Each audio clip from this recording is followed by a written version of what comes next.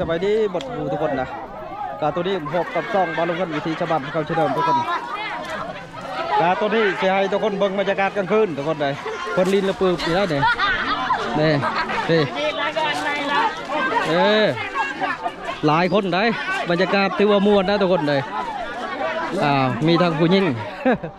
เดี๋ยวว่าบริจำกัดทุกคนเลยผู้หญิงลินก็ได้ผู้ชายลินก็ได้นะปกติก็เช่นแต่ผู้ชายแต่ว่าวันนี้ก็ถือว่าพิเศษมีผู้หญิงเข้ามาประกอบชวนกันแห้งมันกว่าเก่าแห้งม่วนกว่าเก่าเอาบ่ได้เอาไปเฮ็ดเอาไปพี่ทุกคนเลย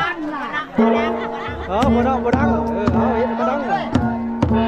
เอาเด้ผู้หญิงดีคนโอ้เป็นเนาะเอาเป็นคนไหนเป็นเนาะเขาเฮ็ดอยู่นี่ลูกบ้านนี่ว่ะแม่นเด้ทุกคนเด้อโอ้ใครยังบ่ค่อยได้ทุกคนเลยถือว่ามีครบงานมีพ่อค้าเสาขายทุกคนขายเครื่องเสาพุ่นกรีนมาไคโลทุกคนตามประเพณีว่าชัดคนที่ดินได้เวลามีงานเดี๋ยวนี้นะแต่ฮอตช่องทุ่งแล้วบ้านน้องชาย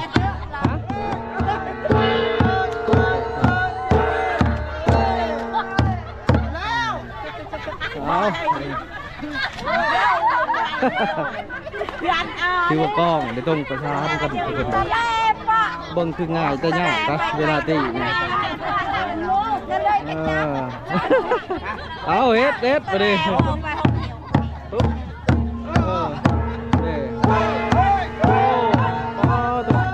ไม่เท่ามันก็เป็นเนาะ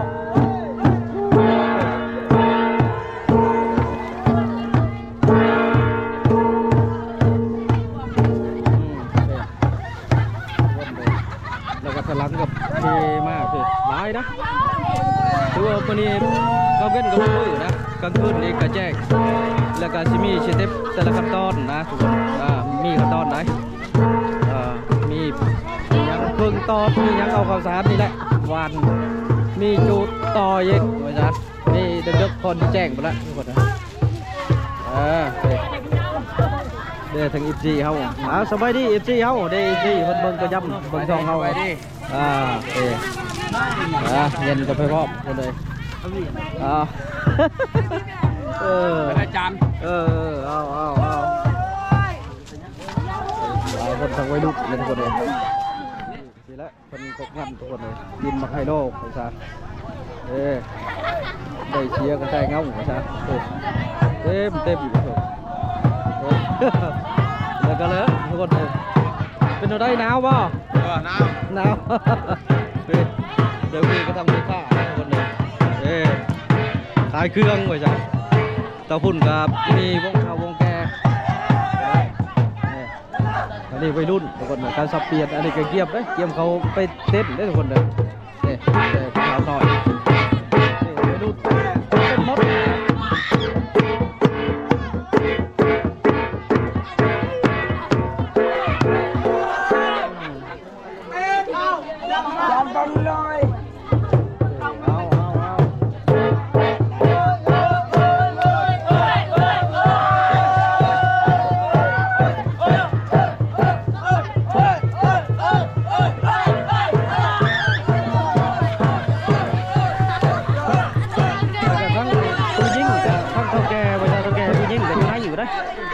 อยู่ในตัวคือเก่าทุกคนเลย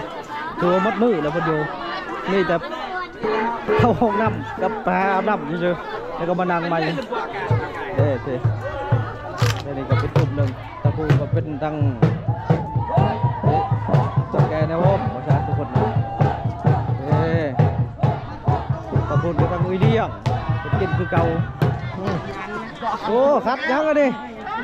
ปืนทุกคนโอ้มีปืนนี่เนาะพบหมดเลยทุกคนมีปืนนี่จี้แล้วผม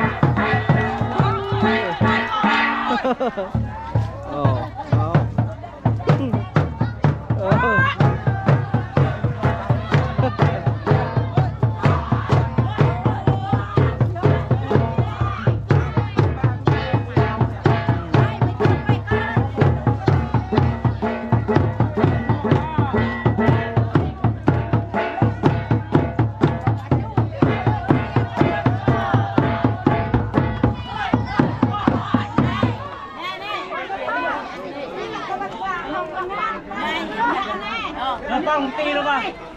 ตีเรื่องอ่ะ ตัวแถวชนเผ่าบลูนี่แถวชนบทเป็นตีกล้องนะไว้ดุดูน้อยจ้ะเพราะอายุ8 กว่าปีนี่เขาเริ่มเยี่ยมเขามีตีกล้อง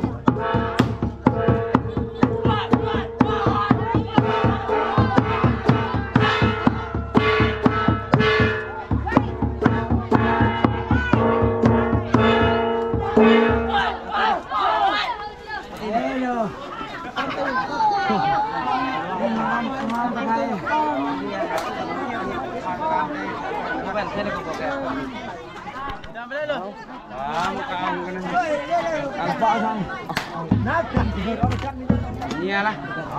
มาจากได้มาตะกันมาตะกันมาเรื่องช่วยกล้วยไว้ช่วยกล้วยไว้ไม่กันบอลบอลถือว่าเปลี่ยนกันตีบอลที่ทำนี่ที่นี่ก็